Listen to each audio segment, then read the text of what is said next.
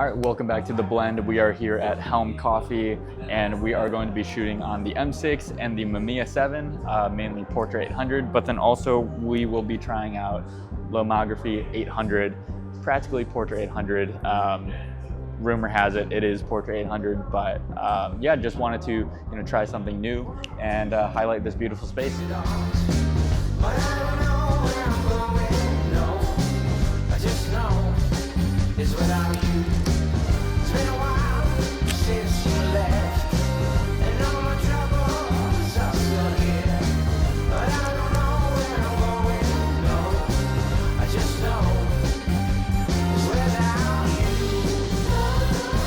I really like this. We're on the Hario switch. The Hario switch is this kind of hybrid immersion. So you get the standard percolation of like a V60. So this comes out and it's literally just a glass V60. And then you put it here and it has a valve at the bottom of it that you can open and close. This, the recipe is basically the first pour. You let it go through its percolation. Most of that extraction that we do in coffee happens in that first kind of 50 seconds of brewing. And I want to capture that in the cup, so like I want it to go all the way through. And then the second half of the pour, I do as a steep. That helps to improve that kind of sweetness, that balance, that character. It's a much larger pour for that second pour. And what it does is I finish with that center pour, if you didn't see, that pulls those fines, if there are any, up above the surface of the bed. And that means that the coffee bed itself gets used as a filter, which cleans up the final cup. And then we just let it draw down for however long it takes, usually about anywhere from 245, depending on the filter, up to about 330-ish for this style of coffee. And it's just a really pretty, really nice kind of expressive recipe that does a good job with it. Holy cow.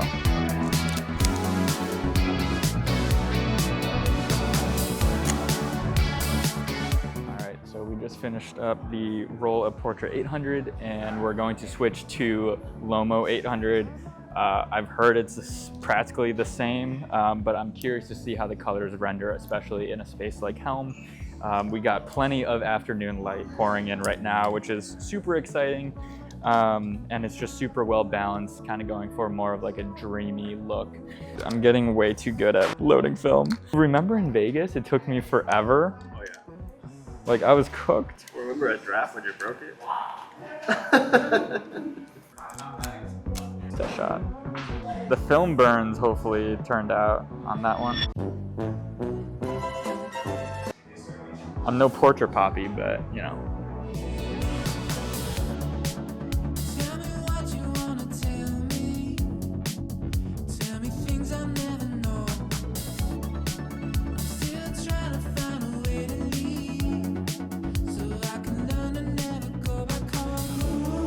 The Helm beans in the middle ground with the table. Oh my god! I think this is the last of the roll.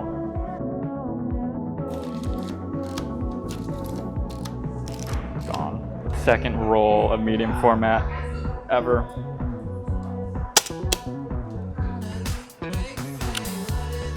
Sweet.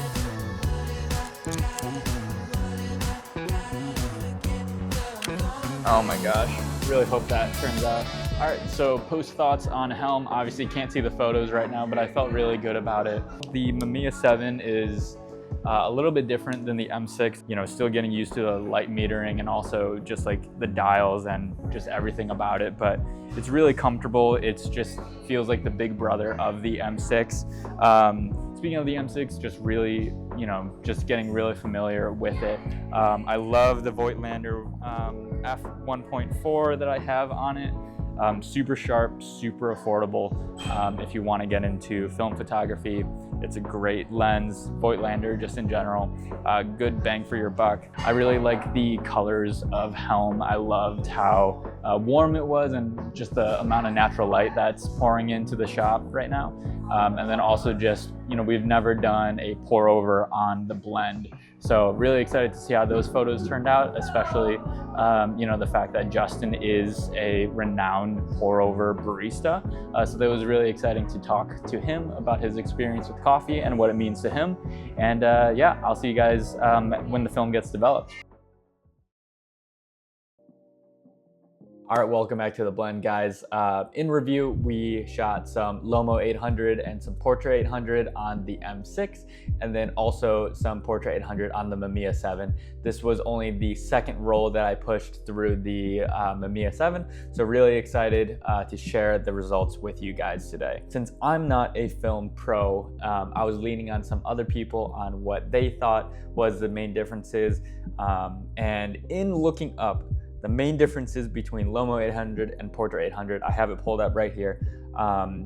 It says that their color reproduction, contrast, and grain characteristics are the main differences. Lomo 800 tends to have a warmer, slightly more saturated look, with reds appearing more prominent, while Portra 800 offers more natural and nuanced color rendition.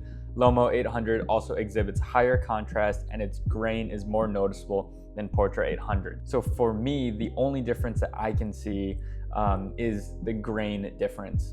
I think that I can see a little bit more contrast and a little bit more grain in Lomo 800 compared to Portra. With that being said, I feel like at my stage of my film journey, it's really not that much of a difference. I know Lomo 800 is just a touch cheaper than Portra 800, so maybe I'll rock with it instead of Portra, but it's really just kind of, where can you find the best deal?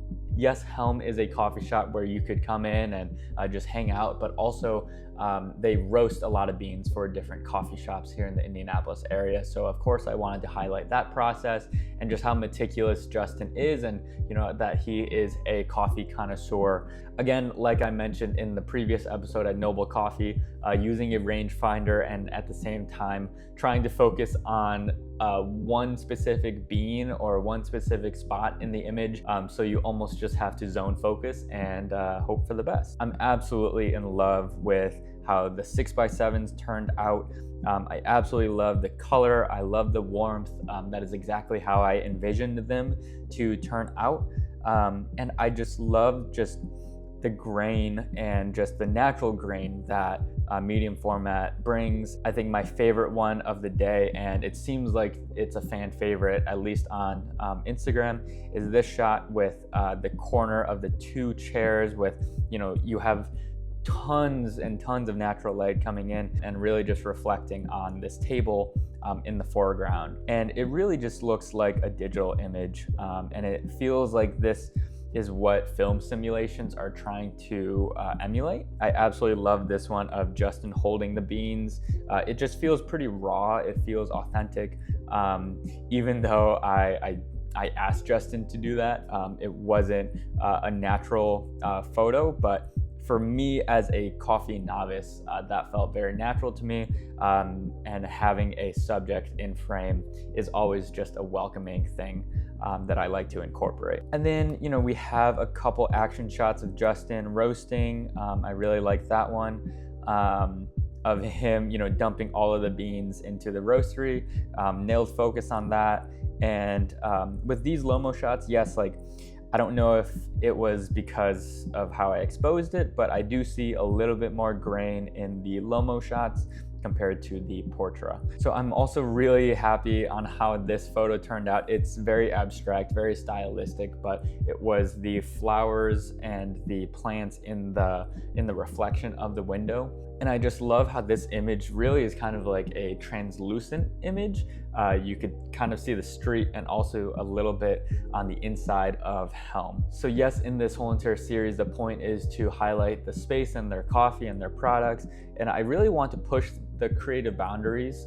I think a lot of times it's pretty easy to get caught into just going through the motions. I feel like I'm getting a little bit more creative with my product photos. I'm not necessarily, going for the low-hanging fruit.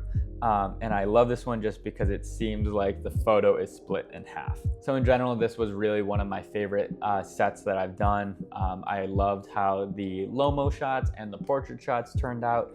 I'm really excited on where the series is going to take me with the M6 and also the Mamiya 7. I feel like just having both on site is really exciting, and I get to offer these coffee shops, potentially, 46 images instead of just 36. And I really just love how meticulous I have to get when filming, and I really have to be cognizant on, I only have 10 frames with the Mamiya 7 and I only have 36 exposures if I'm lucky with the M6. So I'm super excited for the next episode, guys. I feel like this series is just gonna get better and better. So stay tuned for more coffee and film content, and I will see you guys in the next one.